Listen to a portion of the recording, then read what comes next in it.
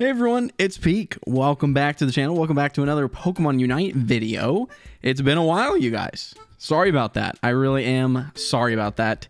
I am definitely planning on coming back soon to making more regular videos, but I saw this little bit of balance patch info leaked a little bit early, accidentally on the Korean official website for Pokemon Unite, and wanted to just talk about it real quick.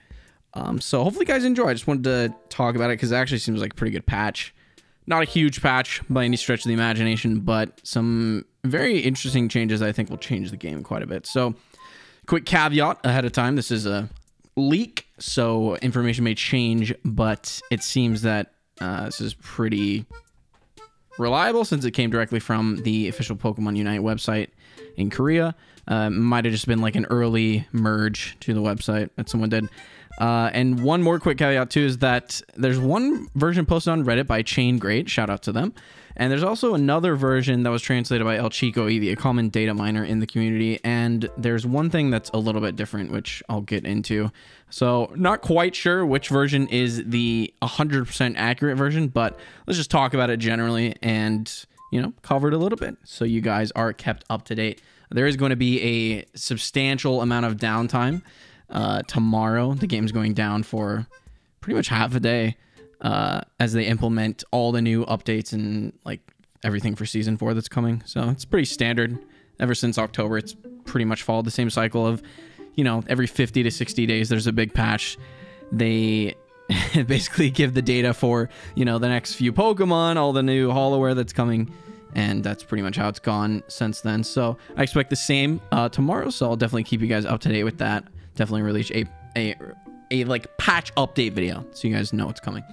But for this balance patch, looks like Greedent's getting a little bit of nerf to Covet. Of course, Greedent, very popular in Japan, not so much popular in the West, but it is a coveted pick, and it's been seeing a lot of play in general, I think, in the Japanese scene, which is probably why the developers, you know, are so insistent on nerfing this thing all the time. But they're not sure if it's like removing the unstoppable or just increasing the like tenacity, meaning like how kind of immune to CC you are. But it looks like Eevee's post of it says become immune to CC. Berries now give speed boosts that can be stacked. Can use other moves while using Covet. That was always the case. When using Covet, reset cooldown on Belch. Yeah, it was always the case. So looks like Covet's maybe getting, you know, a bit of a nerf or a buff with the berries. That part's unclear. Like I said, these two are like different translations, so take it with a grain of salt. But Greedent's getting changed, so, you know, for all of you who don't like to play against the Demon Squirrel, looks like changes are coming. Whether those be buffs or nerfs, who could tell? Blissey's pretty cool. What's happening with Blissey is Soft Boiled and Egg Bomb are kind of like working together now. So Soft Boiled gets 2 charges and Egg Bomb gets 2 charges. But if you run both of the moves together, what happens is you actually get 4 charges like in total. Now those charges are global across both of the moves. So what that means is you can use 4 Soft Boileds in a row, or you can use 4 Egg Bombs in a row, or, you know, a mix and match of the 4 charges as you will. But it's actually really cool. I've always wanted them to change Egg Bomb to something that had like charges like they did with Decidueye's Spirit Shackle. It just honestly makes more sense. It's such a useless move as it is with a pretty long cooldown. So this inherently means that, you know, Egg Bomb's cooldown is going to be reduced too. So you're going to get those charges faster. I mean, it's pretty much going to be a similar effect to what we saw with Decidueye's Spirit Shackle getting giga buffed with all the charges. I actually think this is going to be a pretty good move, personally. We'll have to see. I'm interested to see. But regardless, even if you don't run Soft Boiled with it, which, you know, Soft Boiled's not bad healing, just Safeguard's pretty good in terms of mitigating CC. But Egg Bomb seems pretty good, honestly, by itself. I mean, the movement speed, the attack speed from Helping Hand is pretty pog, but I don't know. 2 charges of Egg Bomb will blast some people with some eggs. Seems kind of good. But yeah, moving on, we got Duraludon Dragon Pulse damage reduced, and this person put the note LOL, which I'm gonna have to echo that. Lol. Why would they? I mean, I don't think they really needed to nerf that more, but it is what it is. So there you go. Stealth Rock getting some visual adjustments, nothing too big there. Alolan Ninetales looks like maybe Blizzard's effect durations are getting increased. or possibly a longer range. Let's see what EV says about this one. Blizzard, decreased stun time. Oh, okay, so this is getting a nerf, but increased range. So, I mean, that seems reasonable. And they are seeming to be nerfing Aurora Veil, it sounds like. Yeah, so that's what's coming there. Talonflame, big nerf for Rondos. A little bit sad for Talonflame players, but it is what it is, you know. That's what you get in this game. It's always changing, so, you know. One thing is strong one patch and then is completely trash another patch. Looking at you, Duraludon. Talonflame, Brave Bird, damage reduced and range reduced. So nerf across the board for Brave Bird. Unite move is getting a damage reduction and cooldown increase. So if you guys didn't know, Talonflame's Unite move was one of the shortest cooldowns in the game in terms of how fast you were able to get it back. With Talonflame, you were able to ult at like 3 minutes and then easily get it back by 2 minutes for Zapdos spawn. So I have a feeling it's going to fall somewhere in like the 100 seconds, 111, 112, maybe around where Zero Aura is. I don't think they'll put it down this far because it is like a very squishy assassin, but we'll see. But yeah, that's coming to Talonflame. RIP Talonflame. Probably not going to see much play now because Brave Bird was honestly pretty much what most people would run. I think it was probably the better move personally just because it had so much mobility. I mean, the range reduction is probably the biggest thing of that. It's not even like a big deal that they nerf the damage because like Brave Bird is still going to do a lot, I'm sure. But the range reduction is going to be a pretty big hit, I think. Unfortunate. All right, moving on. We got Lucario nerfs once again. Like, how many times has Pokemon been nerfed? But we love to see those, actually, because Lucario is just too strong. And Extreme Speed has been hit with a damage reduction nerf once again. Pretty funny that it just, like, legit keeps happening in this game. Well, it is what it is, though. I mean, when you're Lucario, this is what you ask for. So, Hoopa is up next. Hoop getting another nerf to Trick and Shadow Ball. Like, I'm not surprised by this, honestly. So the healing that you get from Trick Plus reduced to your ally, that's a bummer because I thought it was a really cool interaction. The range for Trick, which in my opinion was already pretty short, is actually being shortened even further, which kind of stinks, honestly. Not a big fan of that. But yeah, the cooldown's being increased as well. So you're going to have Trick up less. And they said maybe it's a decrease in the auto range where your ally is able to mimic those autos with you. So that's kind of a bummer. In response to the nerfs to the usual set that most people run, Trick and Shadow Ball, Phantom Force is getting the buff Rondos. So love to see that. Cooldown reduced, stun buff. Not sure what that means. Let's see what Eevee said about that one. Phantom Force, cooldown decreased, duration increased. Okay, so you have a longer time to teleport back. I mean, the nice thing about Phantom Force is that it actually does allow you to do some really cool things with Trick. So even if you don't necessarily go Hyperspace Hole, you can still probably run Trick and Phantom Force, and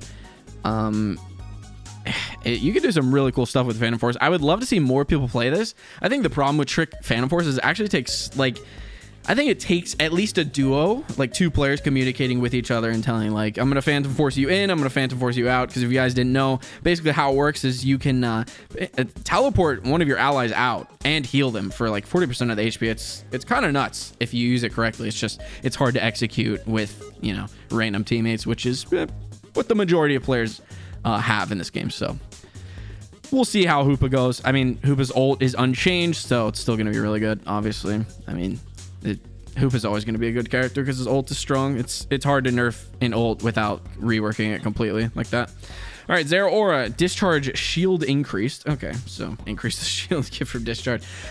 Is this necessarily going to fix Zero Aura? 100% not. I think this is, like, they probably should have done something more. Let's see what Eevee said about this one. The shield effect, the skill has been strengthened. I mean, it's not really going to do that much. Moving on to Aegislash, however, I think this is actually going to do quite a bit depending on what the numbers look like and how much it boosted, or it's been increased. We got a boosted attack buff, meaning, you know, every boosted attack from Aegislash is either the chop from the sword or the stun / heal attack in shield form. So when you buff that boosted attack, that means, you know, potentially the scaling on it is better, meaning you'll heal more or you'll do more damage, which is always welcome as Aegislash. I think it is honestly needs a little bit of boost, so I'm glad to see this. Sacred Sword as well, I mean, pretty much everyone runs this. I don't think too many people run Shadow Claw. You got damage increase and either the knock up or the defense penetration has been increased. They're not really sure which. Looks like damage increase and stun increase from Eevee. So I honestly, it sounds pretty accurate that the knock up would be increased. So we'll see how that goes. But yeah, I think that's about it for Aegislash. I think it's actually going to be pretty good to upgrade, in my opinion. Sorry, that was my phone ringing, I guess. So if you heard that, it wasn't your phone. Don't worry. Trevenant is also getting a buff. Looks like we're getting branch pokes, a little bit of early damage increase, slow increase, now restores HP. We'll love to see it. Curse, damage opponents increase. Honestly, attack weight Trevenant. This is the patch of attack weight Trevenant, everybody, because damage opponents increase, effects on user decrease, self damage reduction. Yeah. So Curse already has insane attack scaling, and if they increase it even more, oh boy, we're in for a real treat this patch with a bunch of Trevenants running around stacking attack weight and one-shotting people with Curse. We got Pain Split, HP recovery increase. Nice.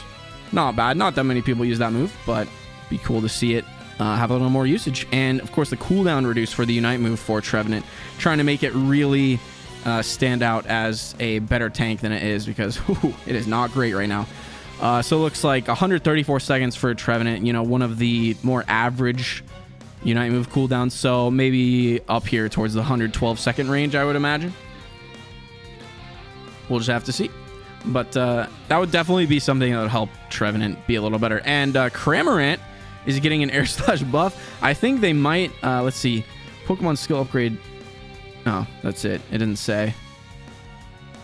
Unfortunate. Well, I mean, they buffed Air Slash, or sorry, they nerfed Air Slash last patch, buffed it this coming patch. So we'll have to see what that buff is. I wonder if they would just reverse the changes.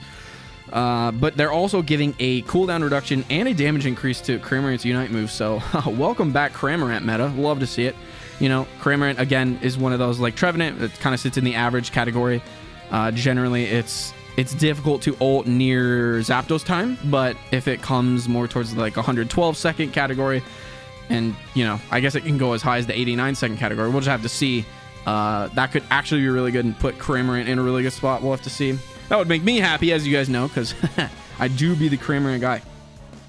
Greninja, Unite move cooldown reduced. Now this is a big one, and I actually think this is going to make Greninja the best jungler in the game.